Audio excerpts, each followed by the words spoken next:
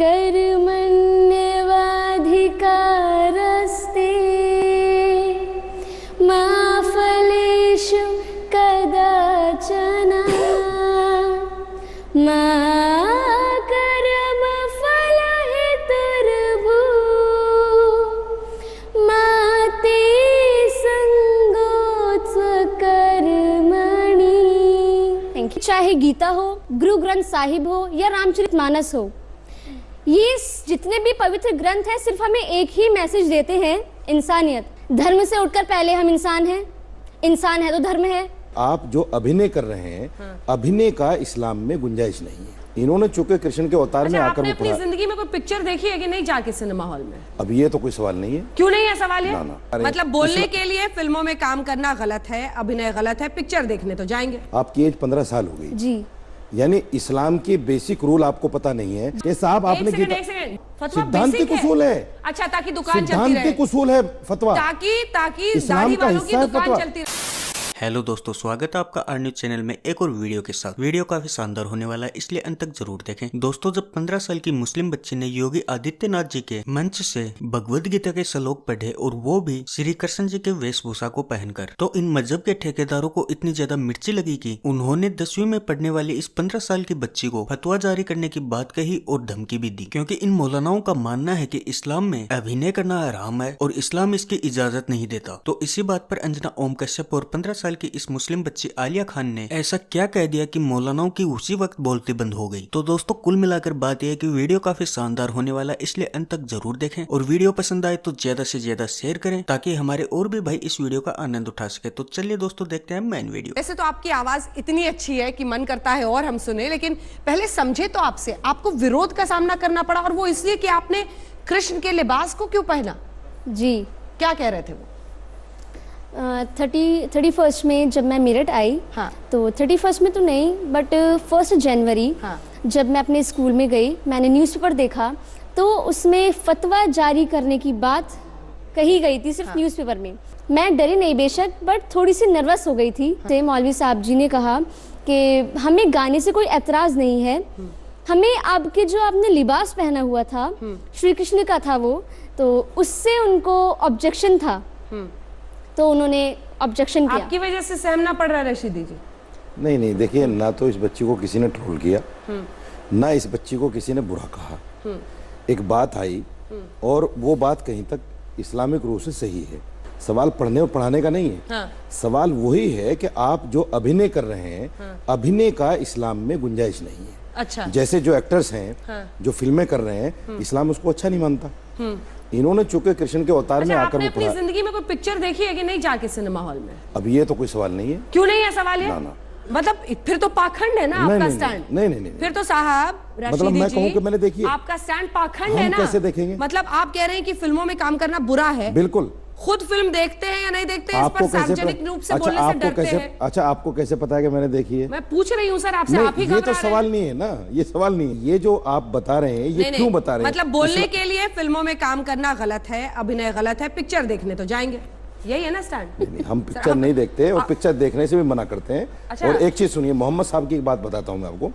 मोहम्मद साहब ने कहा, सुन लीजिए, मोहम्मद साहब ने कहा है, जो आदमी किसी कौम का दर्शक व्याकुल हो रहे नहीं देखता, मैं भाई नहीं देखता, मैं नहीं देखता और देखने को भी मना करता हूँ। आज तक कोई पिक्चर नहीं देखने को भी मना करता हूँ। आप देखते हैं कि नहीं मौलाना अंसार? नहीं देखते, पिक्चर ही नहीं देखी। मैं एक बात कहता हूँ अंजना जी, आपके शो में इजाजत है ना सर कि कृष्ण के लिबास में गीता श्लोक करे? पहले मैं इजाजत है कि नहीं सर? आप दोनों से इजाजत? मैं वही बात कह रहा हूँ, मैं सुन तो लीजिए मुझे नाज है, आलिया पर फक्र है, और मैं सिर्फ एक बात कहता हूँ, इन्होंने जो लिबास पहना वो इनका इख्तियार था, वो अपनी जगह है, लेकिन ये जिस दिन जिस मंच पर ये इन्होंने ये कृष्ण वाला लिबास पहना था, अगर इस्लामी लिबास पहन करके कहती तो एक बात अलग होती। मैं एतराज नहीं कर रहा हूँ। क्यों? एक अलग देखिए, एक मैसेज जाता कि एक मुसलमान बच्ची है, 15 साल है, देखिए 15 साल की बच्ची को ये मत पहनो वो मत, मना नहीं कर रहा हूँ। गीता टोपी पहन के भी पढ़ा जा सकता है, मना नहीं कर रहा हूँ, कुर्ता पजामा पहन के भी पढ़ा जा सकता है। उसके लिए कृष्ण का अवतार जरूरी नहीं है, एक खूबसूरती उसमें कृष्ण का अवतार जरूरी नहीं है। और भी लिख ले मौलाना अंसार साहब, आप दो नाव में पैर रखना चाहते हैं? क्यों? उसको वो कपड़े पहनने की इजाजत नहीं है? और अच्छा होता क्या होता है? अपनाना मकसद नहीं है, उस चीज को टैलेंट दिखाना मकसद है। इन्होंने गीता पढ़ी, बहुत अच्छा। आप इनको क्या जवाब देंगे वैसे हीरो वाली बात देखिए पे? सर, कि जो मैंने गीता में श्लोक पढ़े हैं सर, वो भगवान श्री कृष्ण के ही हैं। तो स्टेज डिमांड यही थी कि आप जो प्रेजेंट करेंगे तो आपको श्री कृष्ण की ही ड्रेस पहननी है। और जब मैंने उसमें पार्टिसिपेट किया तो मुझे उसके बेशक रूल्स फॉलो करने पड़ेंगे। तो मैंने एज अ कॉम्पिटिशन और एज अ कॉम्पिटिटर वो ड्रेस पहनी थी।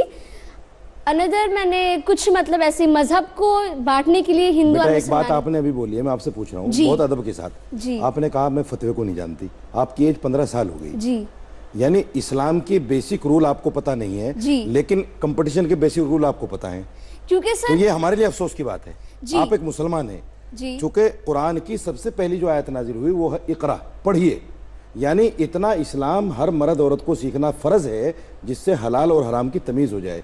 आलिया को 15 साल हो गए, इसको फतवे तक का पता नहीं। उलेमा या उलमा क्या कहना इसको बेचारी को पता नहीं है। तो हम ये कहना चाहते हैं बेटा आप कीजिए जो कुछ चाहे कीजिए, लेकिन इस्लाम के बेसिक उसूल भी तो सीख लीजिए। नहीं, कल को अगर आपसे कहा जाए कल को अगर आपसे कहा जाए कि साहब आपने यहाँ पे देखिए सर, आज तक के स्टूडियो में तो कम से कम बच्ची को डराने की कोशिश मत कीजिए। नहीं, आप डरा रहे हैं। Please please. कौन सा फतवा बेसिक है इस्लाम का? क्या बात कर रहे हैं सर? फतवा सिद्धांतिक उसूल है। अच्छा, ताकि दुकान चलती रहे। सिद्धांतिक उसूल है फतवा, ताकि इस्लाम का वालों की हिस्सा है दुकान फतवा। चलती रहे। मैडम इस्लाम का फतवा इस्लाम का हिस्सा है। हिस्सा है ना, बेसिक थोड़ी है कि उसके बिना कुछ हो ही नहीं सकता है। क्या कौन सी बात हो गई? धर्म का मतलब मौलाना अंसार रजा साहब, इस्लाम का मतलब फतवा है, इतना छोटा बना दिया नहीं, इस्लाम का मतलब छोटा क्या मतलब? क्या बात कर रहे हैं? फतवा इस्लाम का हिस्सा है। एक चीज है अंजना जी, मैं बता दूं कि हमें अपने बच्चों को उतनी तालीम देना चाहिए कि ताकि वो हराम और हलाल की तमीज समझ लें। इन्होंने कोई हराम काम नहीं किया। और क्या? ठीक है, एक लिबास दूसरे मजहब का अपनाया, वो दूसरे तरीके से भी किया जा सकता था, उसको हम उससे ऑब्जेक्शन। लेकिन मसला यह है कि आप जिस तरीके से पेश कर रहे हैं उस चीज को, उस पर थोड़ा सा आदमी को लगता है, मुझे लग रहा है अपनी चीज ज्यादा बेहतर है, अपने तरीके से कहा जा सकता है। मुझे याद है, मुझे याद है, आप उनकी बात सुनिए। आप उनको जवाब दे रहे हैं, रुकिए सर, आप जवाब देना चाहेंगे उनको, वो जो कह रहे हैं? सर देखिए, मैं तो बार बार यही कह रही हूँ और अभी भी यही कहूँगी। जैसे दानिश अली साहब हैं, वो भी तो हनुमान जी का रोल अदा करते हैं, उन्होंने पूरी वेशभूषा ऐसी ही पहनी थी। फिर जी गलत है, जी गलत है ना, बट उनपे तो फतवा जारी की बात नहीं आई, मुझ पे ही क्यों सर? बेटा बात ये सही सुनो। पकड़ा जी सर, है। नहीं मेरी सर, बात- नहीं मेरी बात- नहीं आप नहीं मेरी सर, बात नहीं सुनिए। नहीं आप सर, मेरी बात जी मैं सुनिए। आपकी बात सुनूंगी। आप मेरी बात जी जी मैं सुनिए मेरी जी मैं आपकी बात सुनूंगी सर। देखिए फतवा आप पर नहीं आपको आया। लग रहा है ये बच्चे नहीं सर, फतवा उस पे नहीं। आया है, नहीं सर, उस पे आया है, नाम आया है। हिंदुस्तान के लिए आपका जज्बा और जी, जो बिल्कुल। जो गीता श्लोक को याद करके दोहराने के पीछे आपकी सोच, वो बताइए। मैम देखिए, चाहे गीता हो, गुरु ग्रंथ साहिब हो या रामचरितमानस हो, ये जितने भी पवित्र ग्रंथ हैं सिर्फ हमें एक ही मैसेज देते हैं, इंसानियत। धर्म से उठकर पहले हम इंसान हैं, इंसान है तो धर्म है, और अगर हम एक इंसान है तो इंसानियत रखते हैं, और ये सब इंसानियत का ही मैसेज देते हैं।